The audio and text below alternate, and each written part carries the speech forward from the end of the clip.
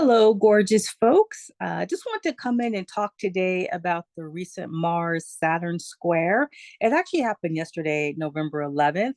But with everything that was going on in the world the last couple of weeks, I haven't heard a lot of astrologers actually talk about this. And I actually also missed it myself till I was looking back at my calendar where I track the astrological transits. Um, that might have also been part of the intense energy that was happening during the week of the election, because people can feel a Mars Saturn square as long as 5 days up to it happening. So again, that happened yesterday, November 11th, but I'm mentioning it today because we had one in August earlier this year, and we're going to be having another one in December of 2025. So I think it's a good opportunity to take a moment and reflect on what unfolded in our own lives in August of this year and what was connected to maybe events that happened last week or even this week, the week of November 11th. And then just to kind of put a pin in that, because it's highly likely that there'll be a third chapter, no, December 2025. So I kind of think of it as a beginning, middle, end structure. Mars versus Saturn energy, since Mars is the planet of action, activity, let's go for it. Saturn is boundaries and structures. There is a push, pull, or kind of a feeling of being in a car where you have your foot on the gas and the brake at the same time. And so that creates a lot of tension. And so, where did you have that feeling around what was going on in a area, or maybe a couple of different areas of your life in August? And then, where was that potentially happening right now, either last week or this week? And then, just it'll be curious. I will be curious to see where that shows up for me in my own life in December.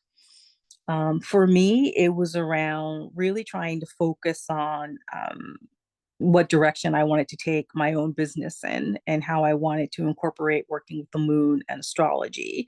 August was when I had really sort of taken off with my own weekly newsletter. And then I started recording it on Substack in August as a way, because I like giving people the option to read and to listen to my weekly newsletter.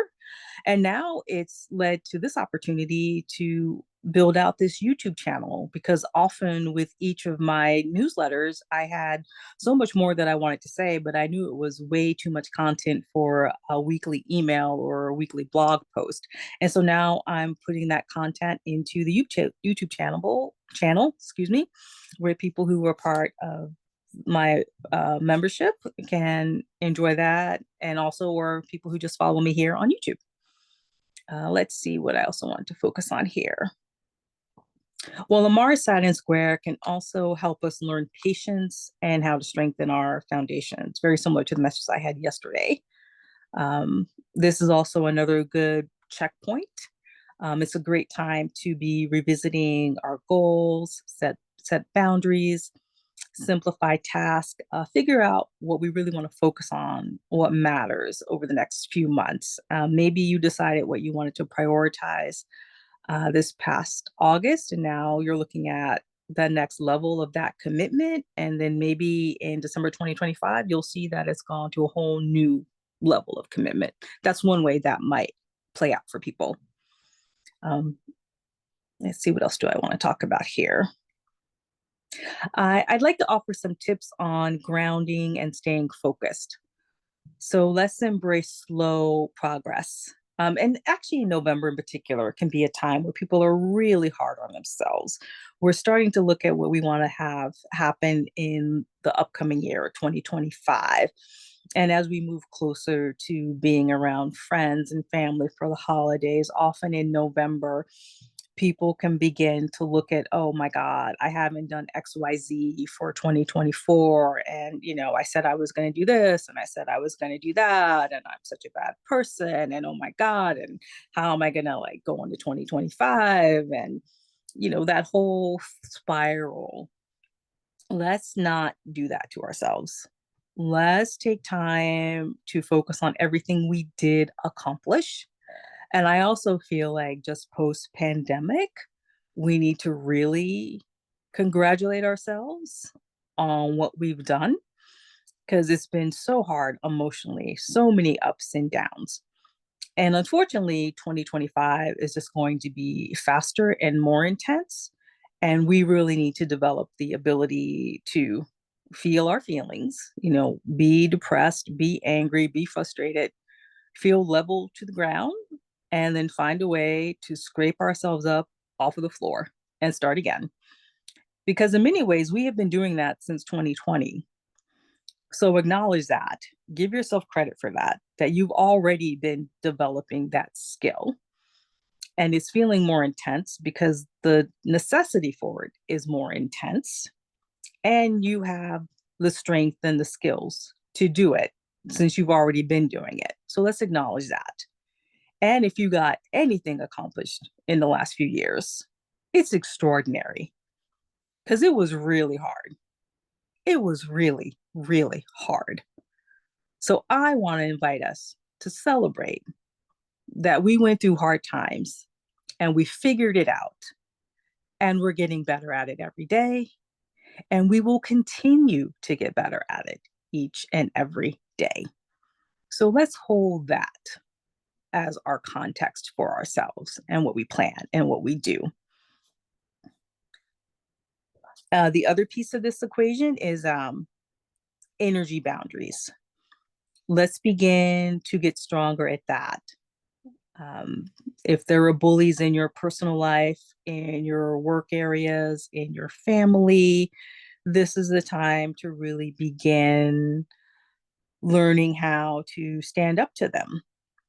Because the more we do it individually, the easier that energy will shift on a collective level. So whatever resources you need to look into on how to deal with, difficult personalities, narcissists in your community. There are so many great things on YouTube, Instagram. You can even actually go to the library, get some good old fashioned physical books on it. Um, Channel some of the frustrations that you may be feeling into dealing with the energy vampires and the bullies in your personal life. By taking responsibility for your own personal level and doing that, that will help the collective become stronger and raise the vibration of the collective. And that's also part of reflecting on this bigger picture.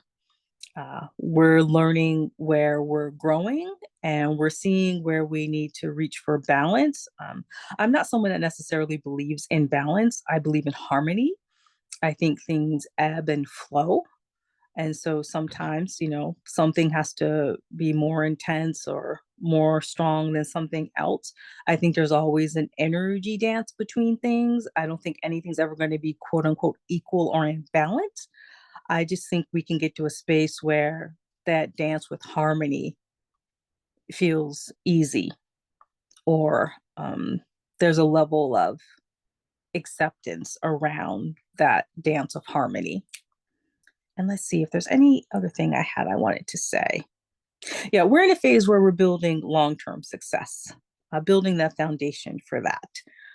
So again, give yourself credit for doing that and keep focusing on that.